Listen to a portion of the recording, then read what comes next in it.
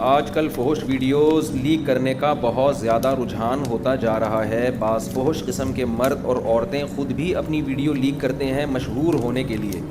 پھر نوجوان اپنی محفلوں میں اسے ڈسکس کرتے ہیں اور ایک دوسرے سے لنک مانگ رہے ہوتے ہیں.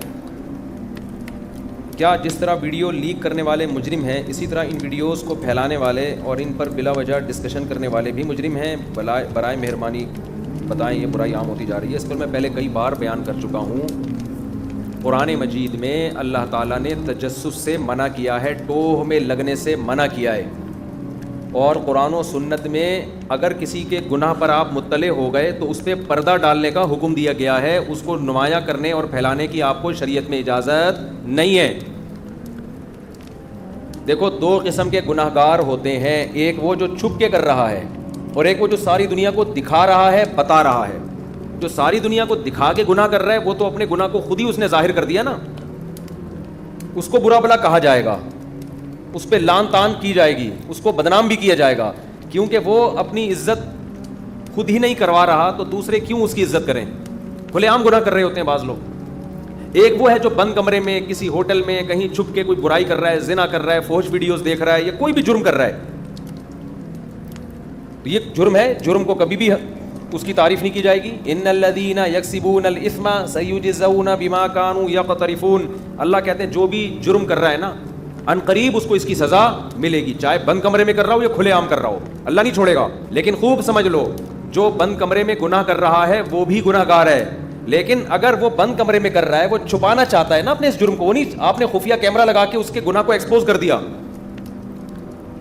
تو آپ ڈبل مجرم ہیں. ایک تجسس کہ آپ کسی کی ٹوہ میں کیوں لگے, کیوں آپ نے کیمرہ لگایا بھائی وہاں پہ, آپ کو کس نے اجازت دی ہے کسی کی پرائیویسی میں گھسنے کی.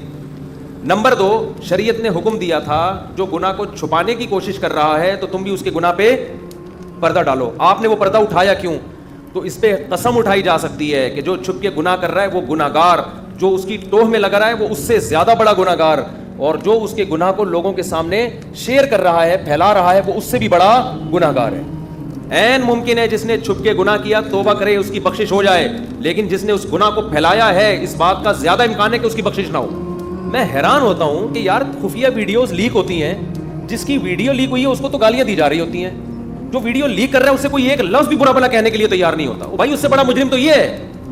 آپ کو کس نے پرمیشن دی آپ کسی کی پرائیویسی میں گھسو اور دیکھو کہ یہ چھپ کے کیا کر رہا ہے؟ یہ تو باپ کو اجازت نہیں ہے کہ وہ بیٹے کے کمرے میں بغیر اجازت کے گھس جائے.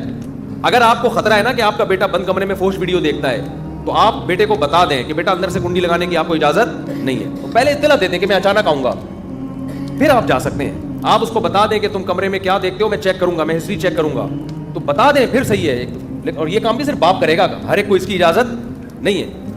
پھر باپ نے بھی اگر کچھ دیکھ لیا نا بیٹا کچھ کر رہا ہے تو باپ کو بھی پرمیشن نہیں ہے کہ وہ بیٹے کی ماں کے ساتھ بھی شیئر کرے یا لوگوں کے سامنے جا کے اس کو بتانا شروع کر دے.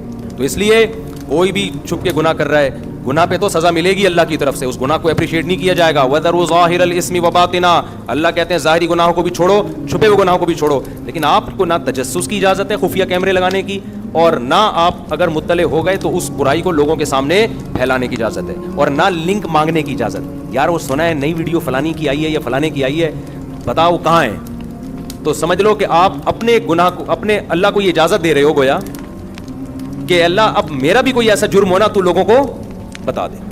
روح سے خلائق کے سامنے اللہ اس کو رسوا کریں گے جو لوگوں کے گناہوں کو, کیونکہ اس سے ڈر اس بات کا گناہ پھیلیں گے سوسائٹی میں.